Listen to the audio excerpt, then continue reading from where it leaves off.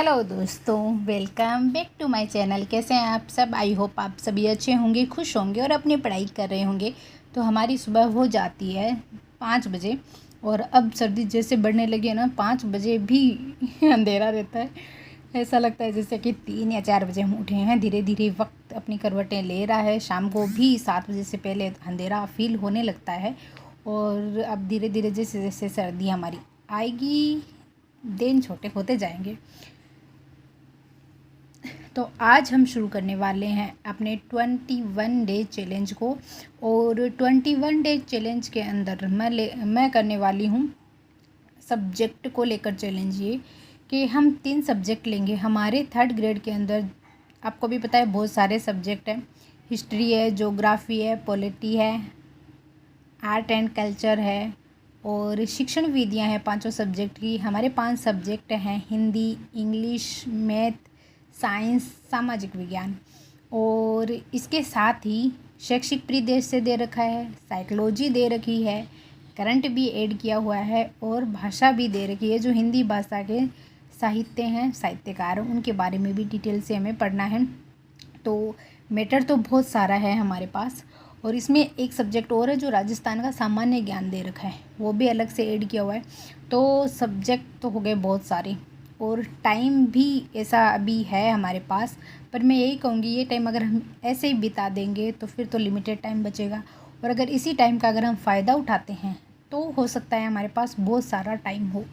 तो इसी टाइम को अच्छे से उपयोग में लेकर हम कुछ अच्छा करें, इसके लिए मैंने ये 21 डे चैलेंज को लिया है। और इस 21 डे चैलेंज के अंदर हम 3 सब्जेक्ट को लेंगे और 21 दिनों के अंदर अंदर हम इन 3 सब्जेक्ट को, अपने 3 विषय को ख़त्म कर लेंगे। और ये 3 विषय कौन कौन से हैं जिनको मैं लेके साथ में चलने वाली हूँ, तीनों को करना ही करना है, कुछ भी हो जाए। 21 डेज में इन तीनों को कंप्लीट करेंगे। सबसे पहला हमारा जो सब्जेक्ट रहेगा वो रहेगा साइकोलॉजी। साइकोलॉजी के टॉपिक ज़्यादा नहीं है, 7 या 8 टॉपिक हैं जो हमें पढ़ने हैं। उसके बाद में जो मैंने ये बुक आप लोग वो देख रहे हैं स्क्रीन पर, ये जो बुक है दिशा पब्लिकेशन की, इसके भी क्वेश्चन आंसर हम इसमें जो PYQ दे रखे हैं सारे, वो हम साथ में ही करेंगे। जैसे ही हमारा टॉपिक होगा वो ख़त्म होगा बुक से, तो हम इससे क्वेश्चन आंसर करेंगे, जिससे हमें पता चलेगा कि किस तरीके से क्वेश्चन आए हुए हैं। वैसे अंदाज़ा हमें थोड़ा बहुत है क्योंकि हमने पहले के जो पेपर दिए हुए हैं, पर फिर भी इसमें और भी है, 1st ग्रेड 2nd ग्रेड बहुत से चीज़ों को शामिल किया हुआ है। तो उनके हिसाब से हम इसको लेके चलेंगे साथ में। उसके बाद में हम बात करते हैं सेकेंड सब्जेक्ट, शैक्षिक परिदृश्य। शैक्षिक परिदृश्य में भी उतने ही टॉपिक हैं जितने साइकोलॉजी के अंदर है, तो शैक्षिक परिदृश्य को भी साथ में लेके चलेंगे। और शैक्षिक परिदृश्य का जो फर्स्ट टॉपिक है जो मैंने स्टार्ट किया है वो है NEP 2020, यानी राष्ट्रीय पाठ्यक्रम नीति, जो नेशनल एजुकेशन पॉलिसी, राष्ट्रीय शिक्षा नीति, हम उसको शुरू करेंगे। तो ये हो गया। 3rd जो है मैथ को लेके चलेंगे हम। एक विद्यालय विषय को भी साथ में लेके चलेंगे। मैथ आप लोग देख रही है, मैं कंटिन्यू कर ही रही हूँ। और मैथ एक ऐसा है कि प्रैक्टिस मांगता है, तो मैथ को अगर हम साथ में ही रखेंगे तो जल्दी ही वो हो जाएगा, इसलिए मैथ को भी रखेंगे। और मैथ के अंदर अभी मेरा जो क्लास लेकर कंप्लीट क्लास है वो लेकर जो मैं कर रही हूँ वो मेरी कंप्लीट होने वाली है, क्योंकि हमारा चक्रवृद्धि ब्याज खत्म हो चुका है, साधारण ब्याज खत्म हो चुका है और लाभ और हानि खत्म हो चुका है। मैंने औसत भी किया था, पर औसत इसमें काम नहीं आएगा, अदर जो एग्ज़ाम है उनमें ज़रूर काम आएगा। पर अब हम बात कर रहे हैं सिर्फ 3rd ग्रेड एग्ज़ाम के बारे में। और अभी तक मैंने करंट शुरू नहीं किया, तो मैं चाहती हूँ धीरे धीरे एक एक चीज़ कंप्लीट हो और फिर हम करंट को भी लें साथ में। और करंट की जो बुक होगी मैं पहले वही लेने वाली हूँ, क्योंकि ऑनलाइन क्लास से ज़्यादा मैं नहीं लूँगी, तो मैं बुक से पढ़ूँगी। और हो सकता है लास्ट टाइम में हम क्लास से ले लें या कुछ भी, पर अभी हम मैनेज करके चलेंगे इसमें कि हमें, अगर हम 6 सब्जेक्ट एक दिन में पढ़ रहे हैं तो कम से कम 4 सब्जेक्ट हम बुक से पढ़ें और 2 ही सब्जेक्ट की क्लासें लें। तो मेरी अब क्लासें हैं मैथ की, वो ख़त्म होने वाली है। रेखा और कोण में हम आ चुके हैं। उसके बाद में पृष्ठीय क्षेत्रफल वाले क्वेश्चन करने होंगे। वो टॉपिक बचा है, 2 टॉपिक बचे हैं, शायद 10 या 15 दिनों में मैं 21 डेज़ में इसको कंप्लीट करना चाहूँगी। और इसको प्रैक्टिस करेंगे, फिर तो प्रैक्टिस करेंगे तो फ़ोन का यूज़ नहीं रहेगा, तो हम फ़ोन का यूज़ फिर अदर सब्जेक्ट में करेंगे। जैसे कि सामाजिक विज्ञान को शुरू करेंगे, बहुत ज़्यादा मैटर है उसके अंदर भी, और वो भी बहुत वक्त मांगता है, तो वो शुरू करेंगे। इंग्लिश मैंने शुरू की थी, आप लोगों को पता है, मैंने इडियम्स पढ़ी है।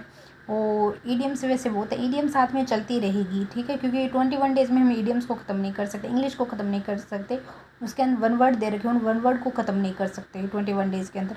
तो वो एक ऐसा है कि उसके लिए आप 45 मिनट अलग से निकाल के ही रखिए। 45 डेज़ आपको देने हैं तो देने ही हैं, क्योंकि वो आप धीरे धीरे याद करोगे तो होगा। हिंदी में हम बहुत सी चीज़ें पहले से याद है, बहुत सी चीज़ें हम कर लेते हैं तो वो ख़त्म हो जाता है, पर इंग्लिश में ऐसा नहीं है। इंग्लिश में जो हम अब पढ़ रहे हैं वो चीज़ें, तो हमें वो याद रखनी ज़रूरी भी है, क्योंकि ईडियम्स फ्रेजल वर्ब हो गया, 1 वर्ड हो गया, इनका कोई वो ठिकाना तो है नहीं कौन सा वाला देगा, कोई भी दे सकता है। तो आपको जितना हो सके आप उतना अधिक पढ़ने की कोशिश कीजिए इनमें।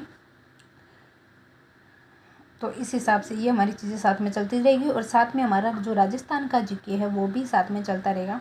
और राजस्थान के जीके आपको भी पता है, अगर मैं 21 डेज़ के अंदर राजस्थान के जीके को ख़त्म करना चाहूँ तो वो नहीं पॉसिबल है, क्योंकि राजस्थान के जीके में बहुत सी चीज़ें हैं, और अभी वक्त है हम उन राजस्थान जीके का जो पोर्शन है वो बहुत ज़्यादा है, पोर्शन भी ज़्यादा है, और उनके जो हमारे मार्क्स हैं वो भी ज़्यादा है। तो उन अंकों के आधार पर हम इसे लंबा टाइम देना होगा और इसको पढ़ते रहना होगा, क्योंकि इसमें अगर हम नहीं करेंगे ऐसा, प्रतिदिन इसको नहीं पढ़ेंगे तो राजा महाराजा जितने भी दे रखे हैं उनमें कन्फ्यूजन पैदा हो जाएगा। इसीलिए इसको साथ में चलेंगे। और मैंने आप लोगों को बताया कि हिस्ट्री लेकर साथ में चल रही हूँ मैं, तो हिस्ट्री वो हम पढ़ते रहेंगे, धीरे धीरे रिवाइज होती रहेगी, धीरे धीरे चीज़ें स्टेबल होगी, हमारे दिमाग में स्थायी होगी, चेतन से अचेतन मन में जाएगी, तो चीज़ें धीरे धीरे कन्फर्म हो जाएगी। फिर तब हम किसी और सब्जेक्ट को लेंगे, जैसे कि आर्ट एंड कल्चर मैंने शुरू किया था पहले, और वो कंप्लीट नहीं हुआ था, सीटेट का एग्ज़ाम आ गया था, तो मैंने वो आर्ट और कल्चर मेरा रह गया। और अभी आप समझ सकते हैं जुलाई अगस्त सितंबर 3 महीने जा चुके हैं, मैंने 3 महीने में आर्ट और कल्चर नहीं पढ़ा है, तो आर्ट एंड कल्चर अब मैं छोड़ ही रही हूँ उसको। अदरवाइज जो हमारे अदर जो 10-10 नंबर के सब्जेक्ट हैं हम उस पर फोकस करेंगे और उनको लेके चलेंगे, और एक जो हमारा मेन सब्जेक्ट जीके का होगा उसको हम लेंगे। जैसे कि हिस्ट्री हमारे साथ में चल रही है, हिस्ट्री जैसे ही कंप्लीट होगी हम फिर इसके क्वेश्चन करेंगे। तो हिस्ट्री कंप्लीट होने के बाद में ज्योग्राफी करेंगे या पॉलिटी करेंगे, तो ये चीज़ें साथ में चलती रहेगी। पॉलिटी के अंदर भी बताती हूँ, तो पॉलिटी में बहुत सारा मैटर हमें नहीं दे रखा है, कुछ कुछ चुनिंदा टॉपिक है हमारे जिनको हमें पढ़ना होगा, पर ज्योग्राफी हमारी पूरी ज्योग्राफी दे रखी है हमें।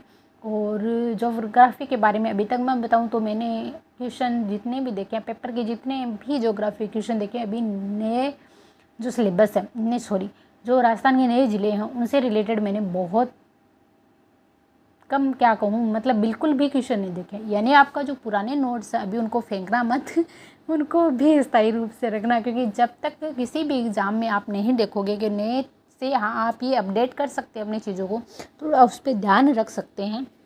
पर यही कहूँगी, अभी जो आपके पुराने नोट्स हैं पुराने ज़िले के अकॉर्डिंग बने हुए हैं उन्हीं को आप एक बार पढ़िए, रिवाइज़ कीजिए उनको, और उसके बाद में अगर आप नए ज़िला वाला पढ़ना चाहते हैं तो वो पढ़ सकते हैं, क्योंकि हमने पिछली बार तैयारी कर जो पुराने ज़िले याद किए वो हमारे माइंड में अभी भी स्थायी है। अगर हम उनको रिवाइज़ करेंगे तो वो बहुत जल्दी ही हम उनको कैच कर लेंगे, और उसके बाद में अगर हम नए ज़िले पढ़ेंगे तो वो ज़्यादा ईजी रहेगा।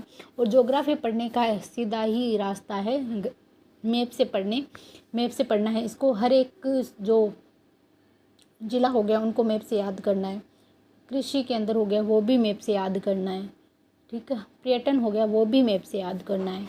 तो ज्योग्राफी के अंदर भौतिक प्रदेश हो गया वो भी हमें मैप से ही पढ़ना है, और नदियाँ मैप से पढ़नी है। तो बहुत सारी चीज़ें हैं जो ज्योग्राफी के अंदर हमें मैप से ही पढ़नी है। मैंने मैप से ही पढ़ा था पिछली बार और मुझे बहुत अच्छे से अभी तक याद है मैप की चीज़ें, तो मैं मैप को ही इसी बार लेकर चलने वाली हूँ। और अभी इसीलिए मैंने ज्योग्राफी को शुरू नहीं किया है, नया पुराना फंसा हुआ, तो मैंने सोचा चलो जो भी हमारा वीक पॉइंट है या चीज़ों को धीरे धीरे समेटने की कोशिश करते हैं, ताकि जब कोई स्पेशल इन्फॉर्मेशन आएगी तो हम देखेंगे। और अभी रीट के लिए भी कोई इन्फॉर्मेशन नहीं आई है, तो हमें अपनी तैयारी को मजबूत करना होगा और थोड़ा फास्टली इस चीज़ को कंप्लीट करना होगा। इसीलिए मैंने ये 21 डे चैलेंज लिया है। आप भी ये 21 डे चैलेंज किसी भी चीज़ को लेकर ले सकते हैं। अगर कोई चीज़ ऐसी है जो आप नहीं कर पा रहे हैं तो उनको लेकर आप 21 डे चैलेंज लीजिए। जैसे कि मैं सुबह उठने का प्रयास कर रही थी, मैं बहुत लेट उठ रही थी, पर अभी मेरी आंखें खुल जाती है अपने आप 5 बजे, और मैं सुबह 5 बजे उठ जाती हूँ। तो 21 डे चैलेंज मेरिकल ये एक प्रकार का आप 21 डे में वो कर सकते हैं जो आप नहीं कर पा रहे हैं। फिर देखिए आगे इसकी 21 डेज़ के अंदर आपको आदत हो जाएगी और आप वो कर पाएंगे। और अभी जो वक्त हम दे रहे हैं अपनी पढ़ाई को, चाहे कम ही दो, 4 घंटे ही दो, पर दो, क्योंकि अभी से अगर आप वक्त दोगे तो हमें आदत लगेगी पढ़ने की। फिर बोलते हैं ना, वो आदत हो जाती है इंसान को, वो वही करता रहता है। तो अब अगर हम पढ़ते रहेंगे तो पढ़ने की आदत हो जाएगी। बीच में कभी मेरे साथ ऐसा होता है कि 1 या 2 दिन पढ़ाई नहीं हो पाती, मानो ट्रेवल कर रहे हैं किसी फंक्शन में, तब तो अलग बात है। अगर नॉर्मली डेज के अंदर भी 1-2 दिन अगर मिस हो जाता है पढ़ाई का, तो मुझे बहुत अनकम्प्लीट फील होता है कि ये क्या हो गया, मतलब क्या हो रहा है, कुछ तो है जो रह गया है। वो दिन मतलब ऐसे ही चला जाता है, कुछ मतलब समझ में नहीं आता है कि उस दिन में हमने कुछ प्राप्त किया है क्या।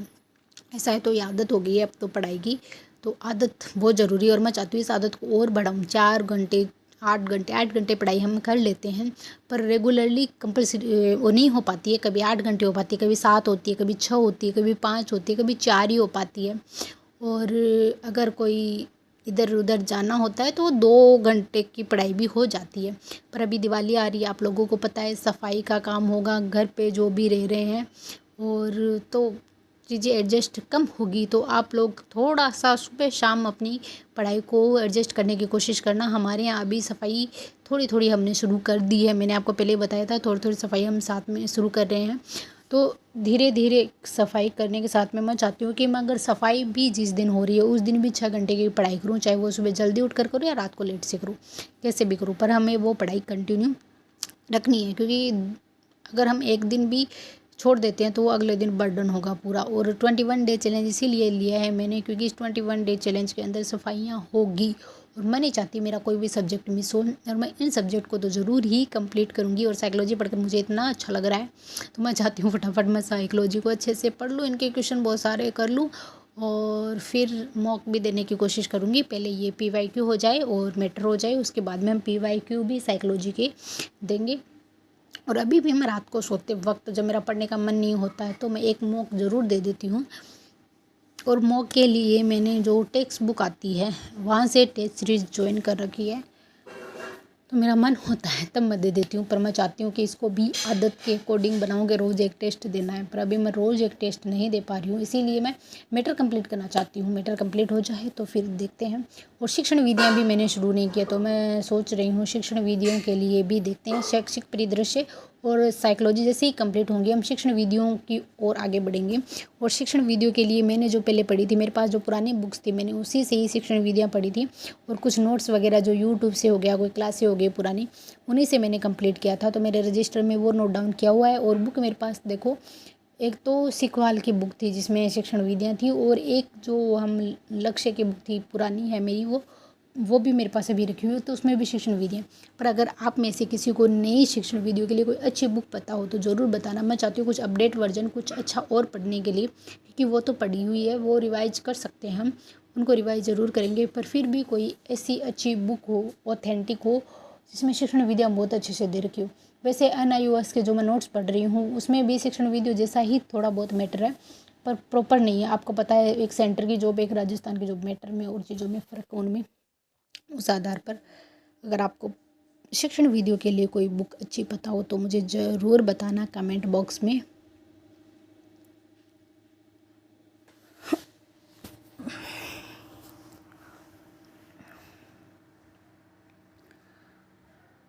और उसके बाद में करंट के लिए भी बुक लेके आएंगी, फिर करंट भी हम पढ़ना शुरू करेंगे। अब मुझे लगता है आप लोग तो क्लास लेते होंगे करंट की, पर मेरे को 1 साल हो गया करंट पढ़े हुए। पिछले वक्त मैंने करंट की क्लास इसी वक्त ली थी, क्योंकि मैटर ज़्यादा होता है तो हम करंट को सबसे पहले छोड़ देते हैं। और अभी जो मेन सिलेक्शन में भूमिका निभा रहा है वो करंट ही निभा रहा है, तो करंट अफेयर्स पढ़ना तो पड़ेगा, इसीलिए करंट्स की भी बुक लेके आएंगे। आप लोग करंट अफेयर के लिए क्या ऑनलाइन ही क्लासों पे डिपेंड है, या कोई बुक भी आप लोगों ने ले रखी है जिससे आप तैयारी कर रहे हैं? 3rd ग्रेड की तैयारी के लिए आपने कौन कौन से मैटर और कौन कौन सी बुक ली है वो आप कमेंट बॉक्स में ज़रूर बताना। और अगर कोई और अच्छी बुक हो तो आप कमेंट बॉक्स में नोट डाउन ज़रूर करना, ताकि अगर किसी को भी, मुझे भी अगर चाहिए होगी तो मुझे भी मदद मिलेगी, और मैं हमारे अलावा किसी और को भी अगर चाहिए होगी तो उन्हें भी मदद मिलेगी। क्योंकि बुक बहुत इम्पोर्टेंट है, सिलेक्शन में बुक भी इम्पोर्टेंट है, और आपकी कंसिस्टेंसी भी इम्पोर्टेंट है, लगातार पढ़ाई भी ज़रूरी है। इस तरीके से हम कभी कभी पढ़कर कुछ नहीं कर सकते। और सीईटी के एग्ज़ाम के बारे में बात करते हैं तो सीईटी का एग्ज़ाम मेरा ज़्यादा अच्छा भी नहीं कहूँगी, एवरेज ही एग्ज़ाम कहूँगी। हाँ, ये है कि 40% वाला क्राइटेरिया वो क्रैक हो रहा है, पर बाकी का अभी हम और क्या ही कहें, छोड़ देते हैं जब तक कि ओरिजिनल आंसर की नहीं आती या मार्क्स आगे नहीं आते। हमें फोकस हमारी 3rd ग्रेड पे करना है और आगे अगर ये क्लियर होता है सीईटी तो आगे वाले एग्ज़ाम के बारे में हम ज़रूर सोचेंगे, क्योंकि एग्ज़ाम देने से दिमाग अच्छा होता है और हमें पैटर्न पता चलता है। अधीनस्थ बोर्ड के एग्ज़ाम देंगे तो हमें अधीनस्थ बोर्ड किस हिसाब से चीज़ों को ले रहा है, कैसे क्वेश्चन पूछ रहा है, तो उस पर अगर हम ध्यान देंगे तो हम इम्प्रूवमेंट हमारे अंदर ज़रूर आएगा। जैसे इसके अंदर जो राजस्थान का जीके था उसके अंदर जो क्वेश्चन आए थे उन्होंने कथन के आधार पर पूछ रखा था। तो अगर आपको मैटर कम्प्लीटली पता होगा और अच्छे से आएगा मैटर तो ही आप उसके आंसर दे पाएंगे। उसमें उन्होंने जो कथन के आधार पर पहला कथन दे दिया, दूसरा कथन दे दिया, क्या दोनों ही सही हैं, क्या एक ही सही है। तो अगर किसी चीज़ के बारे में वो पूछ रहा है, कथन देकर पूछ रहा है, तो आपको दोनों पे ही ध्यान देना होगा। और इसमें वो सीधे सीधे नहीं पूछ रहा है। अगर आपको छोटा मोटा भी डाउट हुआ तो आप उसका आंसर हो सकता है आपके लिए सही ना हो, वो गलत हो जाए। तो इसी तरीके से हमें इन पे ध्यान देना होगा, क्योंकि अधीनस्थ बोर्ड का एक अगर पैटर्न इसने फॉलो कर रखा है तो इसके आगे भी ये इसी आधार पर पूछता रहेगा। और ईडियम्स जो आई थी मेरे वाले पेपर में वो मेरी गलत हो गई। मैं ईडियम्स पढ़ रही हूँ फिर भी मुझसे गलत हो गई। गुस्सा आता है तो मैं ऐसे ही करती हूँ। और हिंदी ठीक एवरेज थी, एवरेज टू अबो कहेंगे हम, हिंदी बिलो नहीं थी, एवरेज टू अबो की ओर थी हिंदी। इंग्लिश अच्छी थी और जीके भी अच्छा था। पेपर एवरेज टू अबो था ओवरऑल अगर बात करते हैं तो। नॉर्म और कंप्यूटर के जो क्वेश्चन थे वो हाँ ज़रूर मुझे थोड़े नॉर्मल लगे, बहुत ज़्यादा हार्ड नहीं थे कंप्यूटर के क्वेश्चन। पर वही बात है, अगर आप इतना सारा मैटर एक साथ में अगर पढ़ रहे हो तो रिवाइज करने के लिए भी आपको टाइम चाहिए। और जब बीच में इन्होंने माइनस मार्किंग होगी नहीं होगी इस तरीके से उलझा रखा था तो थोड़ा ज़्यादा ही हो जाता है फिर रिविजन करने का मैटर को। और मैथ के क्वेश्चन भी ठीक थे, एवरेज थे। और क्या रह गया, भारत का जीके ज़्यादा पूछ रखा था राजस्थान की जीके से भी। और मेरे वाले पोर्शन में राजस्थान की हिस्ट्री से बहुत कम क्वेश्चन आए थे, 1 या 2 क्वेश्चन आया था हिस्ट्री का बस। और पॉलिटी ज़्यादा आई थी, इन्होंने एक पार्ट को ज़्यादा किया था वो पॉलिटी थी। कल्चर के मुझे 1-2 क्वेश्चन से ज़्यादा कुछ दिखा नहीं, मतलब मिला जुला के उन्होंने एवरेज टू अबोव का पेपर बनाया था। ये नहीं कहेंगे कि एकदम ही सरल था, पर हाँ एवरेज तो था। अगर आप लंबे समय से तैयारी कर रहे हो तो आप इस पेपर को क्लियर कर लोगे, क्योंकि धीरे धीरे हम पढ़ते हैं तो बहुत सी चीज़ें हमें समझ में आती हैं, बहुत सी चीज़ें इधर उधर सर्च करके पढ़ते हैं, बहुत सी चीज़ों के बारे में हम जानने की कोशिश करते हैं। और वही एग्ज़ाम हमारे पास में और कम समय हो तो हम ऐसा नहीं कर पाते हैं कि देखिए क्या है क्या नहीं, फिर तो लिमिटेड होता है, वो लिमिटेड ही पढ़ा जाता है। और पिछली बार 3rd ग्रेड के अंदर बताऊं तो शैक्षिक परिदृश्य मैंने लिमिटेड समय में पढ़ा था, तो उसके क्वेश्चन मेरे एग्ज़ाम में गलत हुए थे। इसी वजह से मैंने उसको अभी शुरू कर दिया है ताकि मैं इसको और अच्छे से सब्जेक्ट को समझ पाऊँ।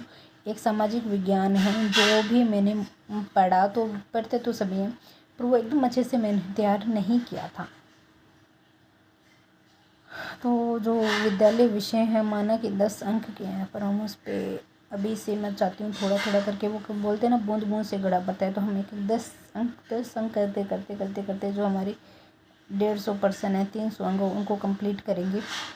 पर अगर अभी हम एक एक सब्जेक्ट को कंप्लीट करेंगे तो हमें भी पता चलेगा कि हमारे सिलेबस में हमने कितना कर लिया है, और फिर हम रिवीजन भी कर पाएंगे, क्वेश्चन भी देख पाएंगे। और अगर आप चाहते हैं इसमें एनसीईआरटी की बुक या आरबीएससी की बुक तो वो भी पढ़ पाएंगे। पहले आपके पास जो मैटर है उसे पढ़ लीजिए, फिर आप उन बुकों की हेल्प भी ले सकते हैं, तो आपको पता चल जाएगा कि कितना मैटर है ओवरऑल।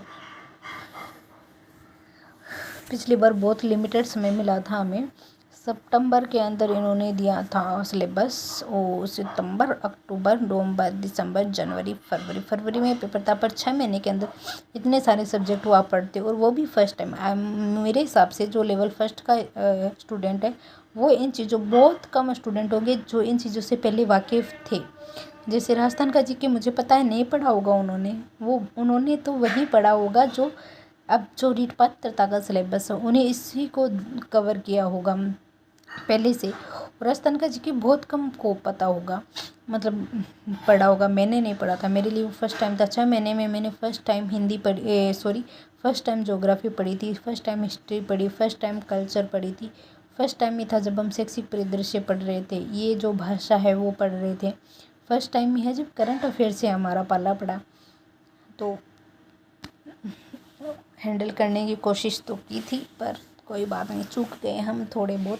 पर इसी वजह से अभी हमें अच्छे से चीज़ों को लेकर चलना चाहिए। माना कि 6 महीने ना सही, पर 8 या 10 महीने हैं हमारे पास, जिसमें हम अच्छे से अब कर सकते हैं चीज़ों को और बेहतर तरीके से। हम बैठ के इंतज़ार ना करते, हमारे पास जो चीज़ें हैं, मेरे पास मेरा पिछले साल जो मैंने पिछली बार जो सिलेबस लिखा हुआ था वही है, और मैं उसी के अकॉर्डिंग अभी चल रही हूँ।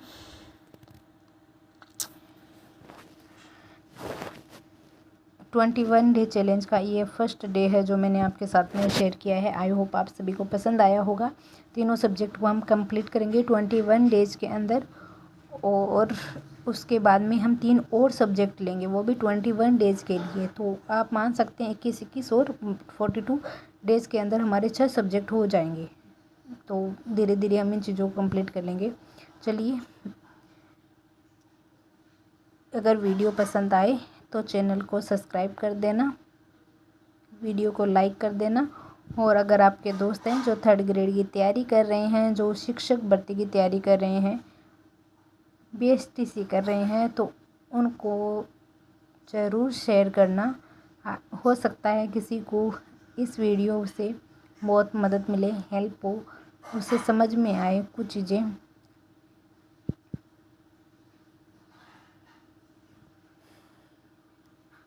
मिलते हैं अगले वीडियो में, तब तक के लिए आप अपना ध्यान रखिए, पढ़ते रहिए और खुश रहिए, और अपनी सेहत का ज़रूर ध्यान रखें। अभी मौसम परिवर्तन हो रहा है धीरे धीरे, तो अपना ज़रूर ध्यान रखिए, क्योंकि एक बार हम बीमार होंगे तो 10 से 15 दिन हमारे ख़राब हो जाएंगे, क्योंकि अभी ये सर्दी जुकाम वायरल है जो चल रहा है, और मौसम परिवर्तित होगा तो इसमें और तेज़ी आएगी। तो इसी वजह से इसका थोड़ा ध्यान रखिए सुबह उठते वक्त और